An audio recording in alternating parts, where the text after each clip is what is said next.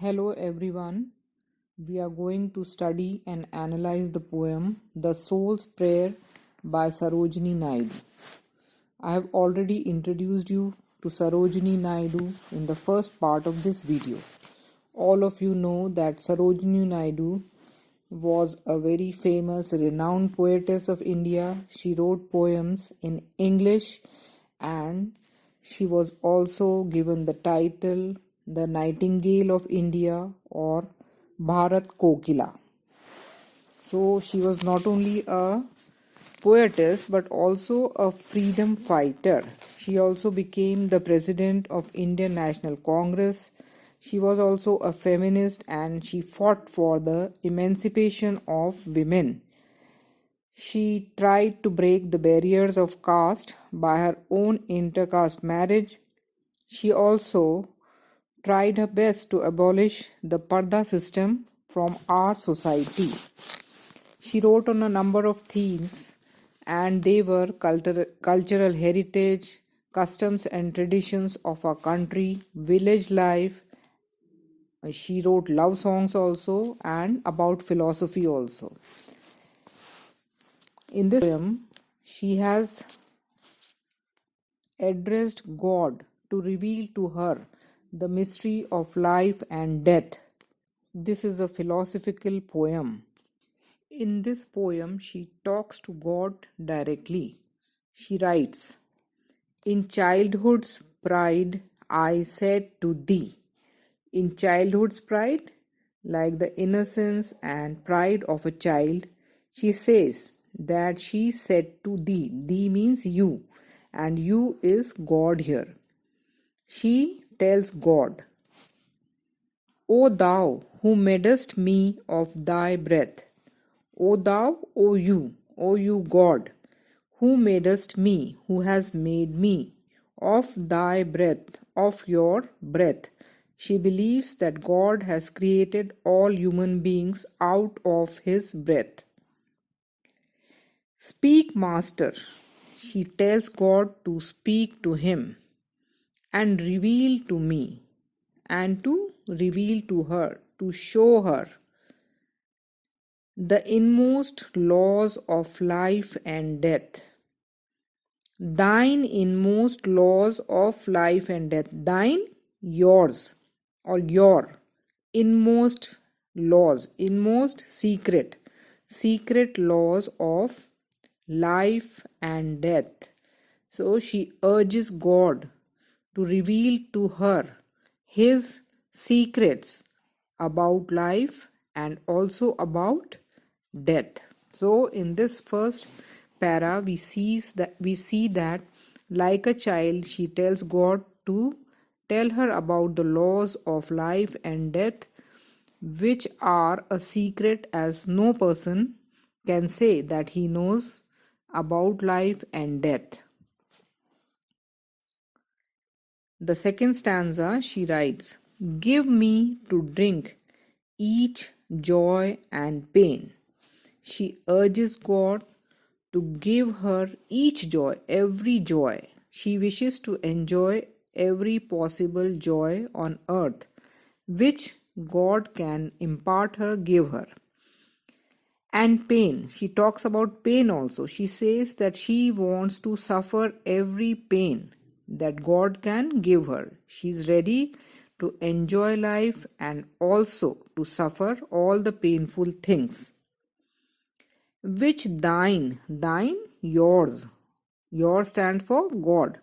Which thine eternal hand can meet. She tells God that he is having an eternal hand, eternal, everlasting, which does not die.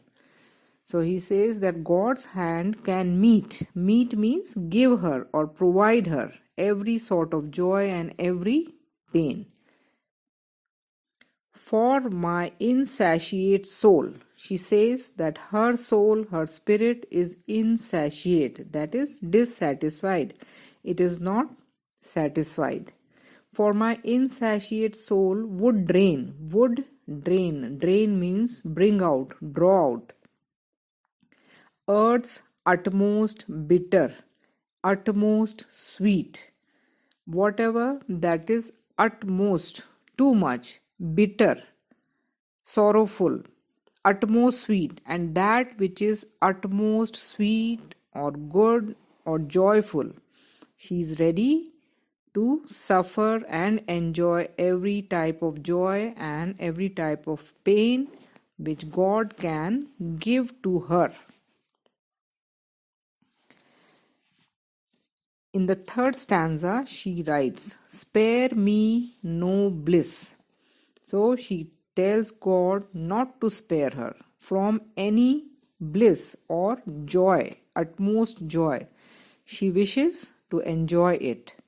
No pang of strife. Pang of strife, struggle. She is ready and she prays to God to give her every type of suffering and every type of struggle. Withhold no gift. That is, God should not withhold, take away any gift. He should give her every gift or grief, as well as grief or suffering. Crave the intricate lore of love and life.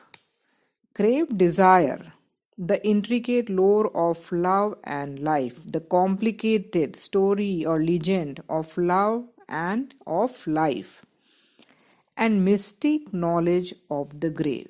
She wishes to know about the mysterious knowledge of the grave, that is of death. She wishes that God should reveal to her every knowledge about life as well as death, and for that she is ready to accept every joy and every struggle in her life.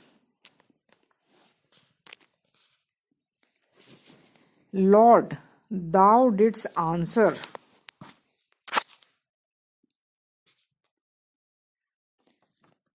Stern and low. Now, when Sarojini Naidu urges God to answer her, to speak to her, she says that Lord did answer, thou, you. You is for God. God did answer, but in a very stern means strictly, and in a very low voice. God tells her, child, I will hearken to thy prayer. Child, I will listen to your prayer. And thy unconquered soul shall know. And God tells her that your unconquered soul. Why the soul is unconquered? He says that your soul will be free. Shall know, will surely know. All passionate rapture. Passionate, full of emotions, rapture, full of joy and despair, and also hopelessness. That is, God promises her that her soul will know about utmost pleasure and utmost hopelessness. Thou shalt drink deep of joy and fame. God promises her that you will drink or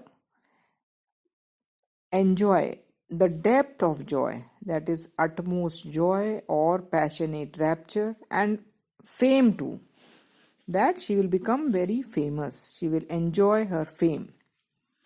And love shall burn thee like a fire. He also says that you will enjoy utmost love also. And this love will burn you like a fire. Like a fire burns things and purifies them. And pain shall cleanse thee like a flame.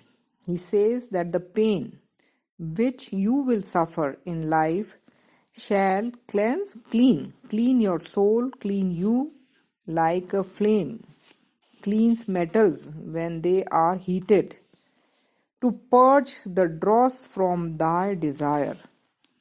In order to purge means to purify the dross, that is the dirt which is present in her desires. She will be cleansed and purified, like a fire cleans things and a flame cleans metals which have impurities in them. When they are heated, they become pure. So shall the poetess also be purified. In the last stanza, she writes, "So shall thy chastened spirit yearn. In this manner, your chastened means purified. Purified spirit shall yearn. Yearn means desire. Try to obtain, try to get. To seek from its blind prayer. Release." He says that your soul will then try to get freedom. To seek from its blind prayer, release. It will try to seek release or freedom. And spent when her soul will be completely exhausted. And pardoned, forgiven. Sure to learn, your spirit is sure to learn, to obtain the knowledge about the simple secret of God's peace. That what is peace of God? This she will learn when her soul will be exhausted and chastened or pardoned.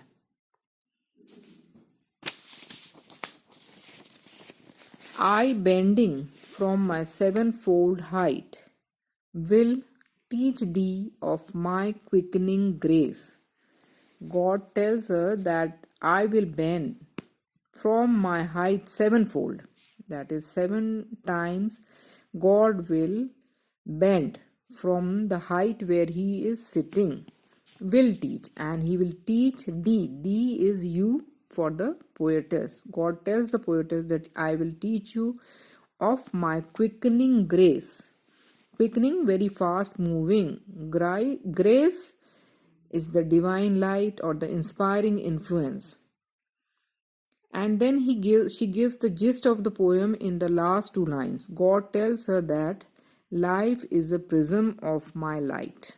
That life is a prism of my light. My light passes through a prism, and from that life, men or people gain life.